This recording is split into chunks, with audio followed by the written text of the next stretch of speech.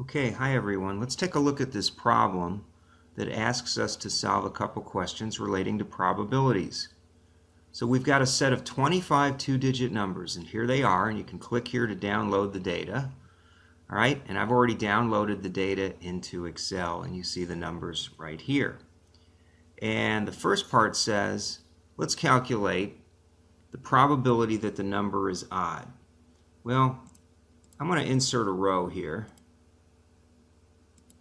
And we'll just call this our data.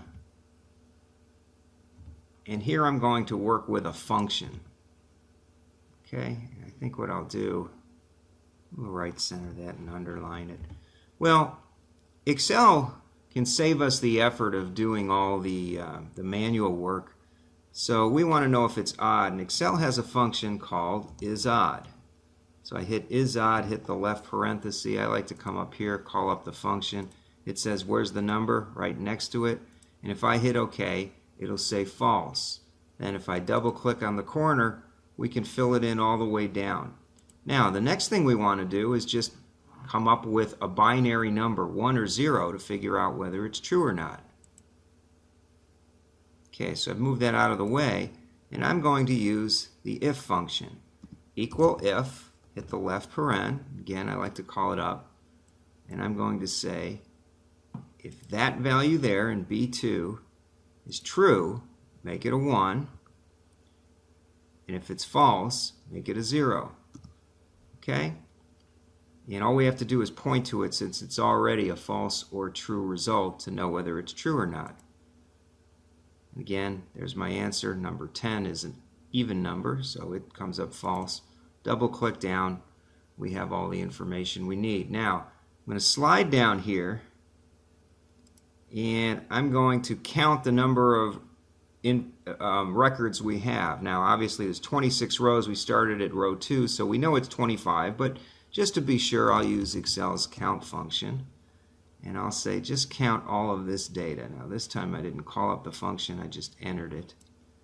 So it goes from A2 to A26, and it says yep, there's 25 rows, and then this is just the sum function, right, sum from above. So if I wanted to calculate the probability, I just divide the sum of the positive numbers by the total, and what do I come up with?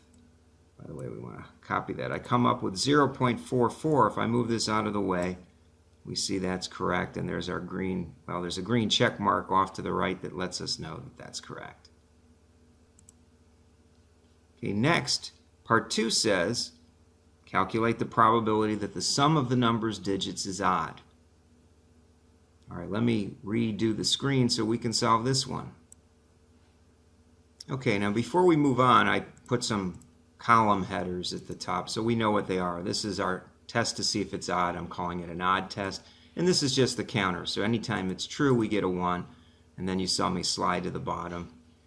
We came up with, a total down here. 11 divided by 25 gave us a probability of 44. Okay, so the next thing we want to know is the sum of the digits. Well, again, rather than me having to work through this, I'm going to have Excel do the hard work for us. So let's do the left digit first, and we'll just say Excel has a function for this, left of that number, and I want it to go 1 character.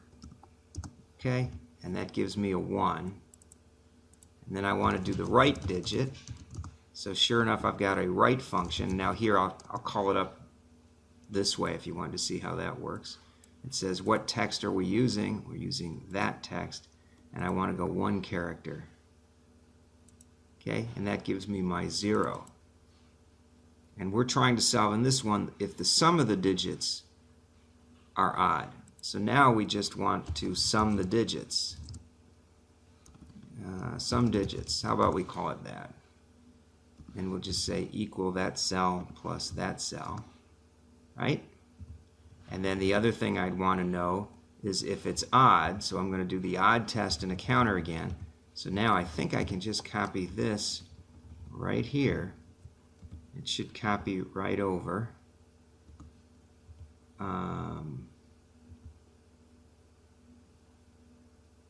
That's 1, so it's true.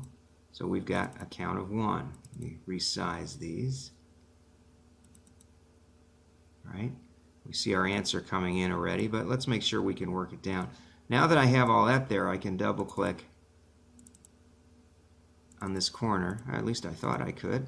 But I'll do it the old way. Control copy, and I'll slide on down to the bottom. Paste. I've got all of it down there. If we jump onto the bottom, we know the count is 25. We need this sum function over here for the number of cases that it's true. We want to calculate the probability. We divide the sum of the true statements where the sum of the digits was odd, and we divide it by the number of records we had, 25. We come up with 0.48. Okay? And you can see the 0.48 there, and off to the side that lets us know that that is true as well. Okay, now the last one is, the last question we're asked is the number is greater than 35. So let's set the screen up to solve that one. Okay, now I've just typed in greater than 35 here. And what was our question? Let's move the question back here so we can see it. The number is greater than 35. So we don't have to sum anything. We just have to determine if the number is greater than 35. So we'll say equal if, hit the left parenthesis. We can call this up now. And we can see the logical test is if that number there is greater than 35, then we're going to make it 1 if it's true, 0 if it's false. Hit OK. Double click on the corner. It fills it in. Sum. Right? All I've done is sum from the bottom again. Probably want to underline where we know we're doing a sum. You don't have to. It's just formatting, right? And I get 18. So now I'm going to take my probability. I got 18 correct answers divided by a possible 25. And I come up with 0.72. And if we slide this over, we see there's the 0.72. Green check that it's right.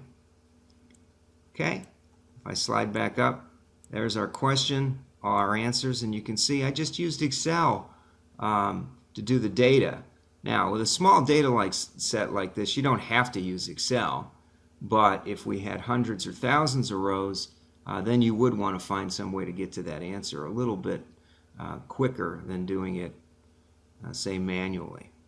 Okay? I hope you found this helpful.